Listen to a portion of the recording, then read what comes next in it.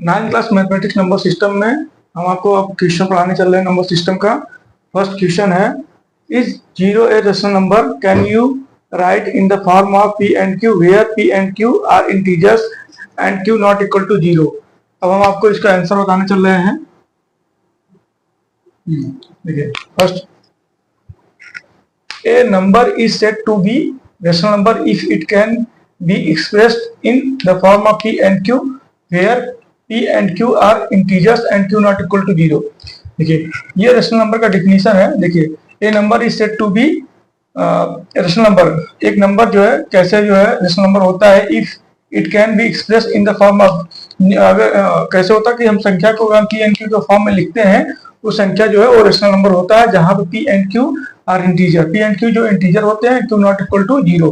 देखिए, ये क्या है कि अगर क्वेश्चन हमारा 3 नंबर का है तो ये हमारा जो है एक नंबर इस डिफिनीशन से रेशनल नंबर का हो जाता है। ठीक है, अब हम 0 को कैसे एक्सप्रेस करते हैं वो हम आपको बता रहे हैं कि इस फॉर्म में भी हम 0 को एक्सप्रेस कर सकते हैं। 0 can be express in the form of 0/1, 0/2, 0/3 and so on. हम 0 को जो है इस फॉर्म में भी लिख सकते हैं, इससे कोई दिक्कत नहीं। 0/1, 0/2, 0/8। अगर हम 0 में अगर किसी संख्या का हम अगर डिवाइड करते हैं तो वो संख्या 0 ही रहती है, इसलिए हम 0 को इस फॉर्म में भी लिख सकते हैं। देखिए, अब क्या है कि अब it can satisfy the definition of rational number and can be expressed in the form of p and q where q not equal to 0. It satisfy the definition of rational number. अब ये क्या है कि it can satisfy, यह जो है rational number के definition को सेटिस्फाई करता है। मतलब ये जो हम इसको एक्सप्रेस किए हैं इस फॉर्म में, इसके अकॉर्डिंग में ये क्या करता है, रेशनल नंबर के डिफिनीशन को सेटिस्फाई करता है and can be express in the form of p and q। हम इसके अकॉर्डिंग हम इसको जो है p and q के फॉर्म में लिख सकते हैं या लिखा व्यक्त कर सकते हैं, लिख सकते हैं where p and q not equal to where q not equal to 0, जहां q नॉट इक्वल टू 0 है, कि 0 के बराबर नहीं है। इस तरह ये क्या है कि ये दोनों मिला के एक नंबर हो गया आपका। ठीक है, अब देखिए, hence 0 is a rational number.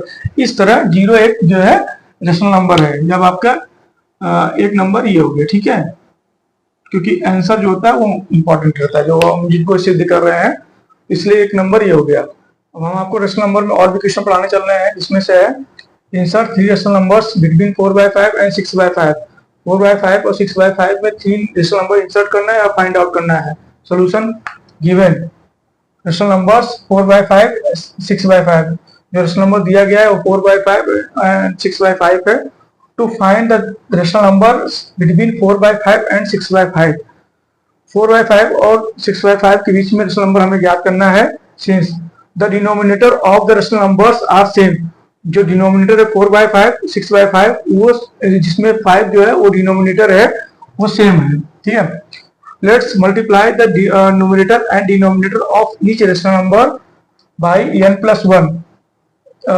इस कंडीशन में अगर हमारा जो है डिनोमिनेटर अगर सेम रहता है, अगर क्वेश्चन में हमारा डिनोमिनेटर सेम है, जैसे 4/5, 6/5, यहाँ 5 डिनोमिनेटर सेम है, तो इस कंडीशन में हमें क्या करते हैं, जितनी संख्याएं रेशनल नंबर के बीच में 4/5, 6/5 के बीच में इंसर्ट करनी है, उस जितनी भी संख्याएं इंसर्ट करनी होती हैं या फाइंड आउट करनी होती है, उन संख्याओं का +1। जैसे यहाँ पे n+1, तो n+1 जहाँ where n is the number of rational numbers to be inserted in between 4/5, 6/5। मतलब यहाँ पे हम बता रहे हैं कि 4/5 और 6/5 के बीच में जो संख्याएं रेशनल नंबर ज्ञात करनी है उनका +1, अर्थात उनकी संख्या अगर n है तो n+1 से हमें क्या करते हैं कि जो संख्या दी गई, जिन संख्याओं के बीच में हमें और भी रेशनल नंबर ज्ञात करना है, उन संख्याओं के न्यूमरेटर एंड डिनोमिनेटर में n+1 से मल्टीप्लाई करते हैं। ठीक है, सिंस 4/5 और 6/5 के बीच में रेशनल नंबर ज्ञात करना है तो n = 3, तो n+1 = 3 + 1 = 4। सो इसलिए 4/5 मल्टीप्लाई 4/4 = 16/20। दूसरा है 6/5 मल्टीप्लाई 4/4 = 24/20।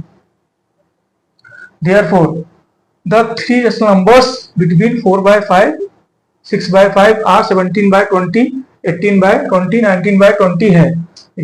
हमें क्या है कि यहाँ पे डिनोमिनेटर दोनों सेम 20 है, इसलिए हमें क्या है कि न्यूमरेटर से ही हमें जो 1 प्लस जो है 16 है, तो 16 के बाद 17, 17 के बाद 18, तो इस 24 के बीच में ये सब संख्या है, 16 और 24 के बीच में ये सब संख्याएं हैं, इसलिए हमें तीन ही संख्याएं याद करनी है।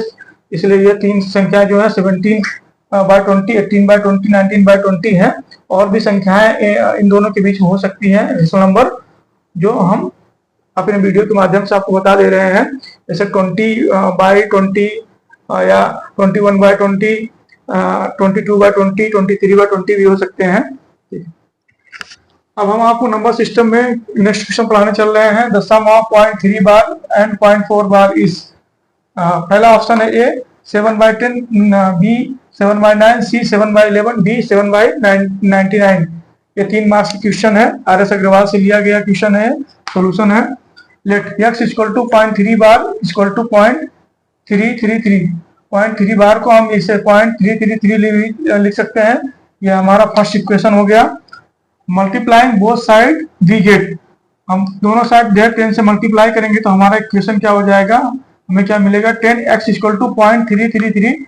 सेकंड इक्वेशन हो गया हमारा फर्स्ट इक्वेशन, सेकंड इक्वेशन, ठीक है, फर्स्ट इक्वेशन सेकंड इक्वेशन है। अब क्या करेंगे, हमें सब्ट्रैक्टिंग 1 फ्रॉम 2 वी गेट, हम इक्वेशन 2 में इक्वेशन 1 को घटाएंगे, सब्ट्रैक्टिंग 1 फ्रॉम 2 वी गेट, तो हमें क्या मिलेगा, 10x minus x equal to 3.333 minus 0.3333, तो हमें क्या मिला,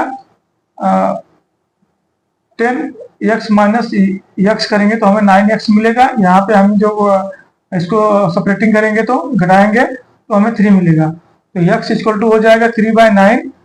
तो इसलिए हम क्या यहाँ मान के रखे, x इक्वल टू 0.3 बार मान के रखे, तो इसके स्थान पे हम x के स्थान पर हम 0.3 बार लिख सकते हैं। तो ये 0.3 बार इक्वल टू 3/9 हो जाएगा। सेम ऐसे ही हम क्या करें, लेट y इक्वल टू 0.4 बार, जहाँ पे इसको हम 0.4 बार लिख सकते हैं, 0.444। थर्ड इक्वेशन हमारा हो गया। हम क्या करें, multiplying both side 10/10 we get, हमें तब क्या मिलेगा, 10y इक्वल टू 4.444, हमारा फोर्थ इक्वेशन हो गया। हम क्या करेंगे, subtracting 3 equation from 4 we get, हम क्या करेंगे, इक्वेशन 4 में इक्वेशन 3 को घटाएंगे तो हमें क्या मिलेगा, 10y minus y equal to 4.444 minus 0.444, तो हमें क्या मिलेगा, फिर 9y equal to 4, y equal to 4/9। हम यहाँ मान कर रखे हैं कि y इक्वल टू 0.4 बार, तो हम यहाँ y के स्थान में 0.4 बार लिख सकते हैं, तो 0.4 बार इक्वल टू 4/9। तो इसलिए sum of the 0.3 bar and 0.4 bar equal to 3/9 plus 4/9 equal to 7/9। ये हमारा आंसर हो जाएगा इस क्वेश्चन का। अब हम नंबर सिस्टम में नेक्स्ट क्वेश्चन पढ़ाने चल रहे हैं। Classify the following as rational number और इरेशनल नंबर्स। निम्नलिखित दिए गए क्वेश्चन में हम आपको जो है ज्ञात करेंगे कौन सा संख्या रेशनल नंबर है, कौन सी इरेशनल नंबर है। ए है 33/5, बी है √3, सी है 3.30300 अप टू इंफिनिटी, डी है √30 ये 2 मार्क्स के क्वेश्चन है। सोल्यूशन, अब हम इसका सोल्यूशन बताने चल रहे हैं। ए है, पहले हम ए का सोल्यूशन बता रहे हैं। 33/5, since 33 and 5 both are integers, so 33/5 is a rational numbers। हम रेशनल नंबर के डिफिनीशन से हमें ज्ञात होता है कि इफ कोई संख्या फ्रैक्शन में है, जैसे 33/5, अगर न्यूमरेटर एंड डिनोमिनेटर दोनों जो है इंटीजर्स होते हैं तो वो संख्या क्या होती है, रेशनल नंबर होती हैं। अब हम आपको क्वेश्चन नंबर बी बताने चल रहे हैं। √3 की जो वैल्यू होती है 1.7320508075688772। ये क्या ऐसे इंफिनिटी तक ये संख्या जा रहा है, जो कि एक नॉन टर्मिनेटिंग संख्या है, जो and it is keep extending since it does not terminating, so repeat after the decimal point. इसमें ये कह रहा है कि ये डेसिमल के बाद जो है संख्या जो है टर्मिनेट नहीं हो रही है, जैसे ये जो नॉन टर्मिनेटिंग है, इसलिए यह संख्या, इसलिए √3 जो है इरेशनल नंबर है।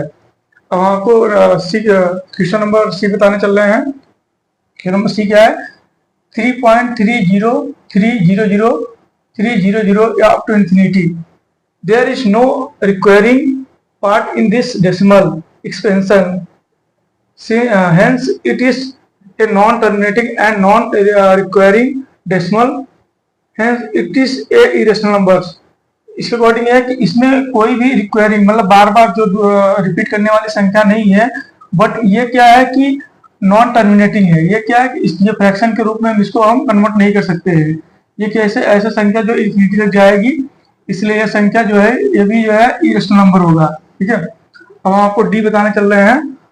√30 - 5, तो √30 को हम जो है जब सेपरेट करेंगे, घटाएंगे 30 में -5 को घटाएंगे तो क्या हो जाएगा? √25। तो √25 की वैल्यू होती है 5।